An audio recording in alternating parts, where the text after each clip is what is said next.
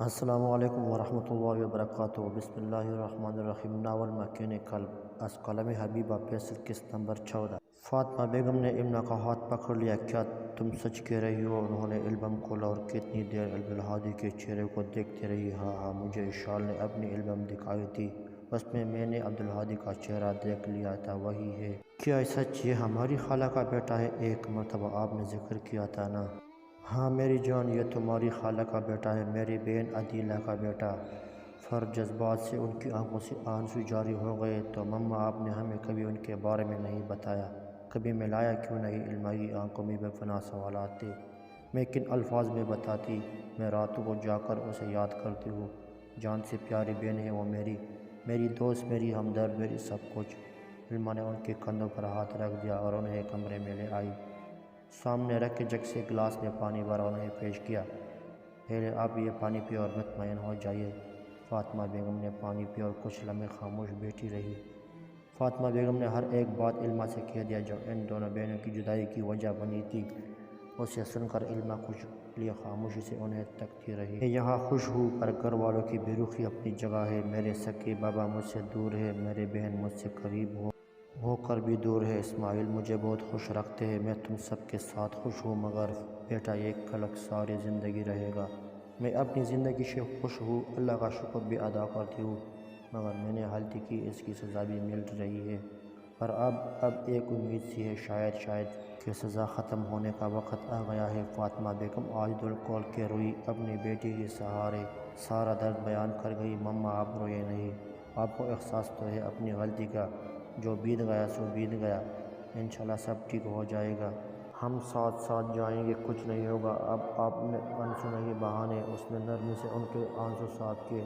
اپنی ماں کے آنسو اس سے دیکھے نہیں جا رہے تھے۔ آپ نے ابھی کسی کو کچھ نہیں بتانا، ٹھیک ہے؟ جب ہم اسلام آباد چلے جائیں گے تب کچھ سوچتے ہیں۔ انہوں نے اس بات میں سر ہلایا۔ اب آپ آرام سے اپنے کمرے میں جا کر سو جائیے۔ تمہارا کیسے شکریہ ادا کروں، اتنی بڑی خوشی دے دی تم نے۔ ان سے ملنے کے خیال سے ہی میں پرسکون ہو گئی ہوں۔ کبھی مائیں بھی اولاد کا شکریہ ادا کرتی ہے۔ جا کر سو جائیے۔ اشال بیڈ پر لیٹی تھی، اس کی آنکھیں رونے سے سرخ ہو گئی تھی، اس کے چہرے پر کرب ہی کرب تھا۔ آنکھوں کے سامنے بار بار وہ تصویریں آ جاتی اور عاشق کے الفاظ وہ کبھی نہیں بھول سکتی۔ اس نے پورا منظر دوبارہ ذہن کی اسکرین پر لایا۔ حاشر نے تصویریں اسے دی۔ ان تصویروں کو دیکھ کر اشال ساخت ہو گئی تھی۔ کیا بکواس ہے، وہ سخت لہجے میں بولی۔ یہ حقیقت ہے، یقین نہیں آ رہا نا؟ مجھے بھی نہیں آیا تھا۔ یہ آپ کی بات نہیں، شک کی بنیاد رکھی جا چکی تھی۔ حاشر نے پہلا تیر مارا تھا جو سیدھا اشال کے دل پر لگا تھا۔ تمہیں پتہ ہے وہ مجھ سے اتنے سخت لہجے میں بات کیوں کرتی ہے؟ اشال نے بے یقین نظروں سے اس کی جانب دیکھا۔ وہ اپنی دوست کے بارے میں غلط الفاظ نہیں سن سکتی، مگر جب ہم لاہور میں ایک یونین میں پڑھتے تھے تب علما نے مجھے پروپوز کیا تھا، اور پتہ ہے میں نے ان سے نرمی سے اسے اس کی شہامت دکھانی چاہی تو اس نے مجھے دھتکار دیا، اور تب سے لے کر آج تک وہ مجھے نفرت سے دیکھتی ہے۔ اسے لگتا ہے میں نے اس کی محبت کی توہین کی ہے۔ اس کے علاوہ اس نے دوبارہ مجھے یہاں منانے کی کوششیں کی، ثبوت تمہارے سامنے ہے۔ الفاظ تھے کہ مانو کسی نے کان میں پگھلا ہوا سیسا ڈال دیا تھا۔ اس کا جی چاہ رہا تھا پوری قوت لگا کر حاشر کو تھپڑ لگا دے کہ اس کی اتنی پارسا اور عزیز دوست کے بارے میں اتنی گھٹیا الفاظ استعمال کرنے کی جرأت کیسے کر لی۔ وہ حاشر کا گریبان پکڑ کر سوال کرنا چاہتی تھی، مگر اس وقت تو جیسے ہاتھوں نے اٹھنے سے ہی انکار کر دیا۔ ذہن معاف ہو گیا تھا۔ حاشر ابھی کہ ابھی میری نظروں سے دور ہو جاؤ، میرے دوست ایسا کبھی نہیں کر سکتی۔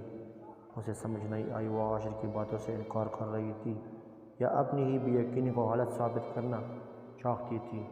تصویریں جھوٹ نہیں بولتی، حاشر نے کہا، اور تصویریں وہی ٹیبل پر رکھ کر چلا گیا۔ جاتے جاتے ایک مغرور مسکراہٹ اس کے چہرے پر تھی، گویا آج اس کا انتقام پورا ہو گیا۔ وہ ساری تصویریں اس نے لفافے میں ڈالی اور ہاتھوں میں تھام لی۔ وہ گھر آ گئی اور اب حاشر تو اس کے ذہن میں بدگمانی کا بیج بو چکا تھا۔ آگے کا کام شیطان کا تھا۔ علما تم ایسی کیسے کر سکتی ہو؟ اس نے حاشر کے سامنے تو انکار کر دیا، پر اب اسے علما سے حد درجے نفرت ہو رہی تھی۔ فیضہ کے ولیمے کے بعد وہ ایک دن آرام کر کے اسلام آباد واپس آ گئی۔ علما حیران تھی کہ 2 دن ہو گئے اشال کی کال نہیں آئی، شاید اشال ناراض ہو گئی فکر نہیں کرو اشال میں منا لوں گی تمہیں۔ تصور میں اشال سے مسکراتے ہوئے مخاطب تھی، اسے کیا پتہ تھا کل کے دن کسی کا مان ٹوٹنے والا تھا، کسی کا اعتبار خاک میں ملنا تھا۔ فون کی آواز پر اس کی توجہ ٹوٹی تھی، دیکھا تو فائزہ کی کال تھی۔ السلام علیکم، کیسے ہو؟ علما نے مسکراتے ہوئے پوچھا۔ الحمدللہ بہت اچھی، تم بتاؤ کیسی ہو؟ تھک گئی ہوگی بہت۔ ہاں وہ تو ہے، پر آرام بھی کر لیا ہے۔ تم بتاؤ خوش تو ہو نا؟ اب ہماری یاد کہاں آئے گی؟ خوش تو بہت، پر تمہیں کیوں بولنے لگی؟ میں ہمیشہ یاد رہوں گی، ویسے اب تمہارا نمبر بھی آئے گا، پر تم بھی مجھے 2 ہفتے پہلے بلانا۔ فائزہ مزے سے کہنے لگی، کیا مطلب ہے کہ میرا نمبر آنا ہے؟ بڑی خوش فہم ہو رہی ہے۔ خیر سے ابھی میں نے پڑھنا ہے، دیکھتی جاؤں، کچھ دن انتظار کر لوں، سب سمجھ آ جائے گی۔ تمہاری کوئی بات میرے سمجھ نہیں آ رہی۔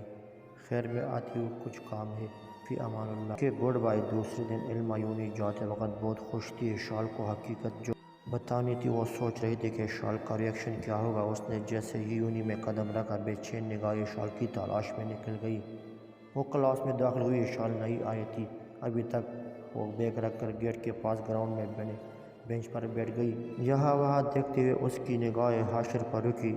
اسی لمحے حاشر نے بھی اسے دیکھا۔ اسے دیکھتے ہی حاشر کے چہرے پر عجیب سی مسکراہٹ چھا گئی۔ علما کو بہت عجیب لگا، کچھ عجیب ہونے کا احساس۔ اس نے فوراً نگاہیں پھیر لی۔ اشال گیٹ سے اندر داخل ہوئی۔ وہ علما کو دیکھے باہر اندر داخل ہوئی۔ علما نے سوچا شاید میں نظر نہیں آئی ہوں۔ وہ اس کے پیچھے کلاس میں داخل ہوئی۔ کلاس میں علما نے اشال کے پاس جا کر اسے سلام کیا۔ السلام علیکم۔ علما نے خوشدلی سے سلام کرتے ہوئے اس کی جانب ہاتھ بڑھایا۔ اس کی آنکھیں پرجوش تھیں، مگر یہ کیا؟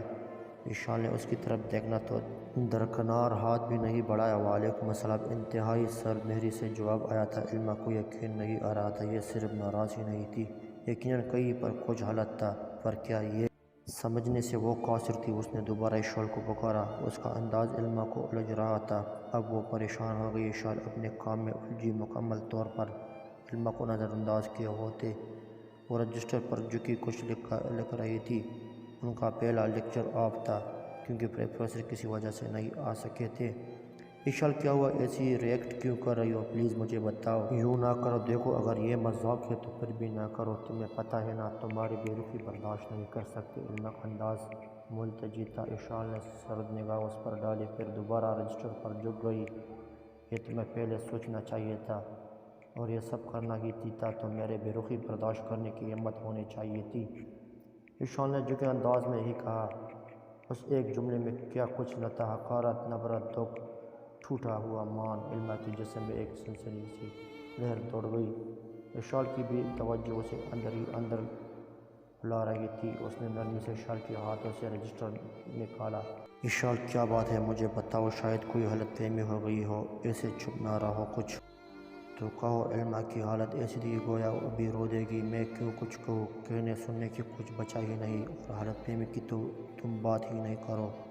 کوئی غلط فہمی نہیں ہے ہوئی، مجھے بالکل جو دیکھا ہے وہ حقیقت تھی، اشال نے انتہائی سخت لہجے میں کہا۔ وہ تو علما کی بدولت اشال دھیمے لہجے میں بات کرنے لگی تھی، ورنہ پہلے اشال ہر کسی سے اونچی آواز میں بات کرتی تھی۔ اشال تم کیا کہہ رہی ہو؟ میری کچھ سمجھ نہیں آ رہی۔ کون سی حقیقت؟ تم کھل کر بات کرو، اس نے اشال کی جانب دیکھ کر براہ راست کہا۔ اشال کی آنکھوں میں ڈیر و شکوے تھے۔ اشال نے اپنے بیگ کی چین کھول لی اور تصویروں کا لفافہ نکالا اور علما کے ہاتھ میں تھما دیا۔ علما نے نہ سمجھی سے پہلے اسے پھر لفافے کو دیکھا، فوراً تھام لیا۔ تصویریں دیکھتے ہی اس کی آنکھیں پترا گئی، آنکھوں میں بے یقینی ہی بے یقینی تھی۔ یہ تصویریں تم ہی ہو نا؟ ان تصویروں میں بولو۔ اشال کی آنکھیں سرخ ہو رہی تھی۔ ہاں میں ہی ہوں، مگر یہ حقیقت نہیں ہے۔ علما کی آواز کپ کپا رہی تھی، حلق میں آنسو کا گولا سا پھنس گیا تھا۔ اور کتنا دکھ ہے میں رکھوں گی مجھے، تم ایسی تو نہ تھی، یا پھر تم ایسی ہی تھی، بس میرے سامنے کوئی اور روپ میں آتی رہی۔ الفاظ تھے کہ خنجر، اس نے کبھی سوچا بھی نہیں تھا۔ اشال یہ سب کتنی خوش تھی، وہ کچھ دیر پہلے، اور اب علما کو لگا تھا وہ برداشت نہیں کر پائے گی، مگر وہ برداشت کر گئی۔ وہ کہتے ہیں نا کہ اللہ کسی پر اس کی برداشت سے زیادہ بوجھ نہیں ڈالتا۔ اس نے دوبارہ تصویروں کو دیکھا۔ وہ تصویر اس دن کی تھی جب اشال کسی کو ٹاپک سمجھانے گئی تھی، تب وہ اکیلی کینٹین میں تھی اور حاشر اس کے ساتھ آ کر بیٹھ گیا۔ وہ تصویریں بڑی مہارت سے کچھ اس زاویے سے لی گئی تھی، ایسا لگتا تھا جیسے علما نے حاشر کا ہاتھ پکڑنا چاہا ہو، جبکہ حقیقت اس کے برعکس تھی۔ حاشر نے اس کی جانب ہاتھ بڑھایا تھا، پر وہ یہ سب عشاء کو کیسے بتائے، اس کی سمجھ سے باہر تھا۔ تمہیں مجھ پر اعتبار نہیں؟ اشال علما نے سرخ آنکھوں سے اس کی جانب دیکھا۔ آنسو نکل کر نقاب میں جذب ہو رہے تھے۔ کلاس میں گنے چنے اسٹوڈنٹ تھے، وہ دونوں آخری کونے میں تھی، اس لیے کسی کا دھیان اسی طرف نہیں گیا۔ اعتبار تھا، خود سے بھی زیادہ تھا، پر اب نہیں ہے، اشال نے کہا اور اپنا سامان سمیٹنے لگی۔ تھا یہی الفاظ علما کے کانوں میں گونج رہے تھے۔ تو کیا اب نہیں ہے؟ کیا اشال مجھ پر کبھی اعتبار نہیں کرے گی؟ اشال جلد بازی میں فیصلے نہ لو، میری بات سنو۔ اشال نے اپنا ہاتھ اٹھا کر اسے روکا۔ میں تمہیں اپنا آئیڈیل مانتی تھی، پر نہیں، تم نے خود اس دوستی کو ختم کیا۔ علما، اب پتہ نہیں کب ملاقات ہوگی، یہ کہتے ہوئے اشال وہاں سے چلی گئی۔ علما کو لگا کہ بھی اشال کے سامنے کھڑی نہیں ہو پائے گی، وہ بے قصور ہوتے ہوئے بھی ندامت کے احساس میں گری تھی۔ اشال سارا دن گارڈن کے آخری کونے میں بیٹھی آنسو بہا رہی تھی۔ اسے اب تک یقین نہیں آ رہا تھا۔ علما خود پر ضبط کے لیکچر اٹینڈ کرنے کے لیے خود کو ریڈی کرنے لگی، اور سارا لیکچر بے دھیانی سے سنتی رہی۔ کیسی اذیت بھرے لمحے تھے جو وہ دونوں کاٹ رہے تھے۔ ان کا رشتہ اتنا گہرا تھا، مگر ذرا سی بے اعتباری نے سب کچھ تس نس کر دیا تھا۔